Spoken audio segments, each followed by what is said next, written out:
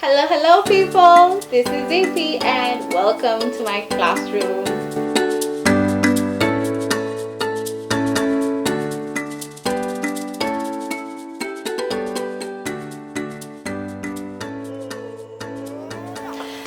So there's this word we keep hearing every single time, but before I go to it, we have the 5 E's of learning and teaching. Okay, so your class needs to have exploration, explanation, evaluation, elaboration, and the fifth one, engagement. And so in today's episode, we're looking at how you can make your lessons engaging, because that's the word you hear every single time when you go to a job interview. So, Mwalimu so and so, how would you make your class engaging? So, this is how you can do this. And tell me at the end of the video, the comment section, what else you do to make your classes engaging. So, first off, let the students learn from each other. Okay, we are not always learning from the teacher. We have established this. We are in a different generation. Let the students learn from each other. Have gallery walks. If this side has prepared this and this other side has prepared this, let them walk to each and every section and see what's happening over here. So what is that? Okay, have class presentations. They get to research and then come and showcase it to everybody. Okay, peer teaching could be in front of the whole class, could be later on after school, online on Zoom or something, where they get to teach each other. But the point is, they're not just learning from the teacher. So we've moved away from having the teacher as the know-it-all, but letting every person be engaged in the classroom. Okay, second point, you as the teacher, you are the one to steer, okay, the direction, how you want these conversations to go.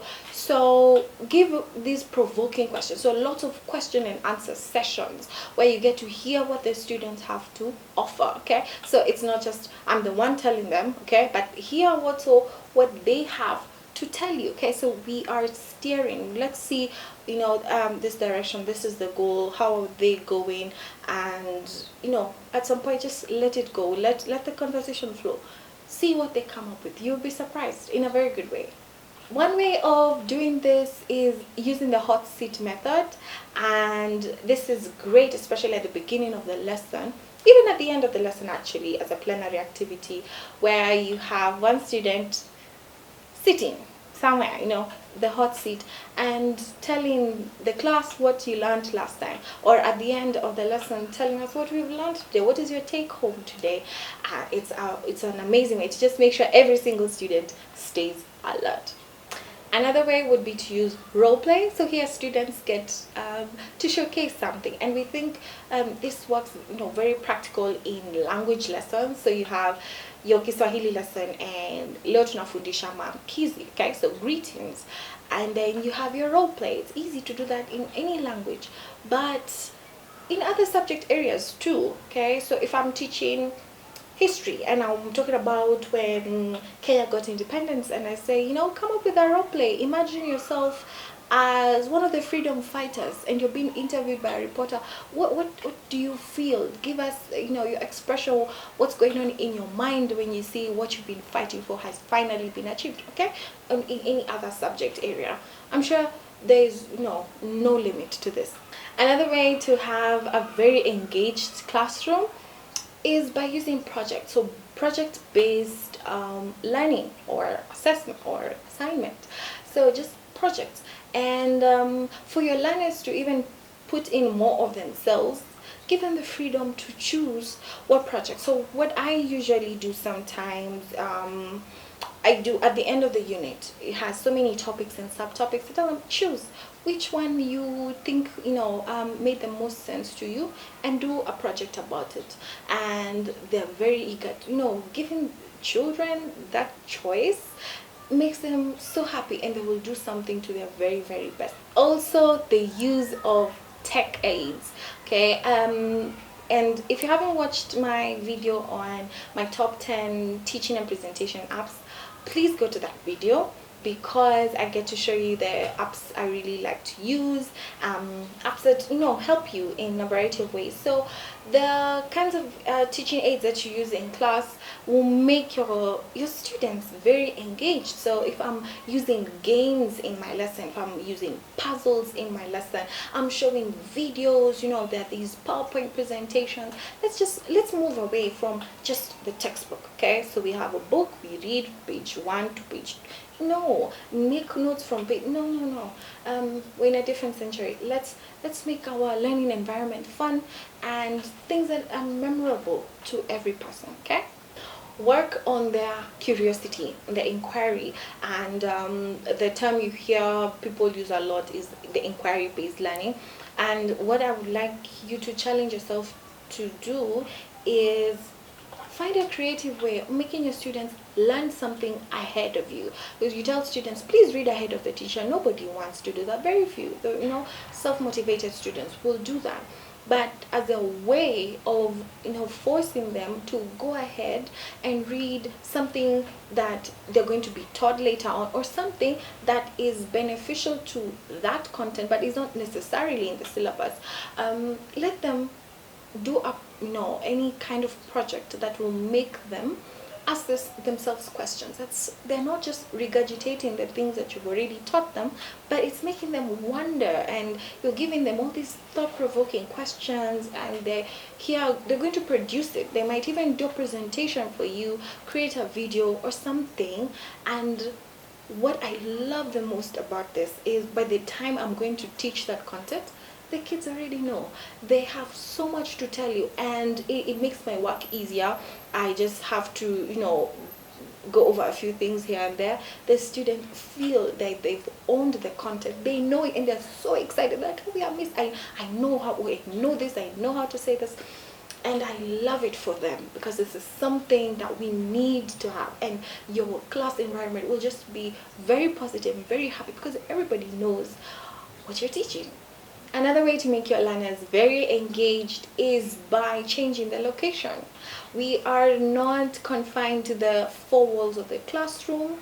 We have students in this country who actually still don't have a classroom, and they learn in the open, and the lessons are still engaging and they enjoy. But if you have the privilege to have a classroom, take your students out of it once in a while, see how they respond to things, and they will really enjoy. And you'll even hear some students asking you, can we learn outside? Because the last time you did it, they really enjoyed. Okay, so if you are a language teacher, take your students, if you can, to a restaurant and practice how to order food and drinks while in a restaurant in that language, and you will see amazing results. And if you tell them in advance, they will make sure they really learn and they have the right vocabulary and how proper sentence structure for that, because they know we're going to a restaurant. Okay, and it doesn't have to be something big.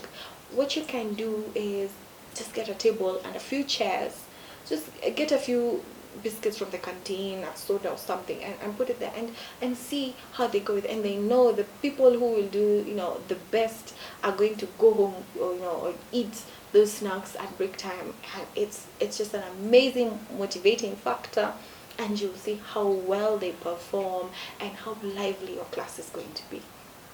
Again, use social forms. I know I've said this in a variety of my videos, but we know human beings are social animals, and it helps when we put our students in, with a partner or in groups, and have activities such as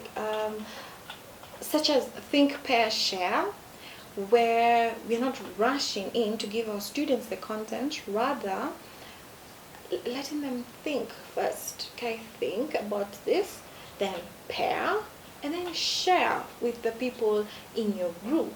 Okay, so they're able to have the amount of time necessary for them to think about an issue before now they can pair up with someone and start sharing their ideas. And especially teachers, we're not the most patient people. When you ask a question, you're very eager, you want an answer chop, you've not given the students enough time to think before they can share. So students will shy away, and then you jump in and give them the answer. No, we're not spoon feeding children. They have great minds that we need them to use. So absolutely an amazing way to boost brainstorming in your lessons and make them engaged. Another way to make your class very engaged is by use of board games. I know they might look outdated, but I've seen students who thrive on board games, and the game could be a memory game, it could be a vocabulary game, it could be these little even flashcards that nowadays are turned into board games, just amazing things. And if that's not working and you feel okay, these kids are just from lunch, they've had ugali, they're so tired and sleepy, let's do something just for fun without putting so much thought into it. Last but not least, debate. There's just nothing that makes your class argue and just make very good noise like debate. So you can have the class groups and so on, but what debate does is, of course, it makes them think, do research, okay, analyze what data they have come up with, and then come and debate the kind of presentation, whatever motion you have given them. It makes your classroom very engaged, because now every single member must think and every single member has a role to play. So our class is very lively. We have these ones fighting for their team to win and this one fighting for their team to win. It brings up very good competitive but also team spirit, which is something we need. So this is just some of the ways to make our learning environments very conducive. And if you are being observed, if you're doing a model lesson, if you're doing peer observations, if you are doing any kind of inspection, somebody watching your lesson and coming from afar, they actually get to feel like they're part of that lesson. They feel engaged as well, and it's not just the students there. And the biggest benefit here, of course, lies with the students, because they get to take away all this information, because they'll always remember, oh yeah, there's that activity we did, or there's that thing that Miss or Sir gave us that has made me remember this up to now. And I'm sure you're able to think of your school days if you are an adult, or even as a student, think something that you have done in class that you never forget, because it made you understand a particular concept much better than if you had by just going through a textbook and making your own notes. Okay, so we've come to the end of the episode. I've really loved having you here listening. Please like, share, and subscribe. So thank you so much for every person who tunes in every single episode. I really hope I'm making an impact to you, to your loved ones, to your children, to your students, and so on. I'd really love to hear your feedback. Please go to the comment section and let me know how you make your classrooms engaged. Okay, how do we do this? Because we are all building the future generation. So any tips we share with each other are very welcome. Okay, thank you so much. I hope this has been a lesson that you won't forget. See you next time. Kwaheri.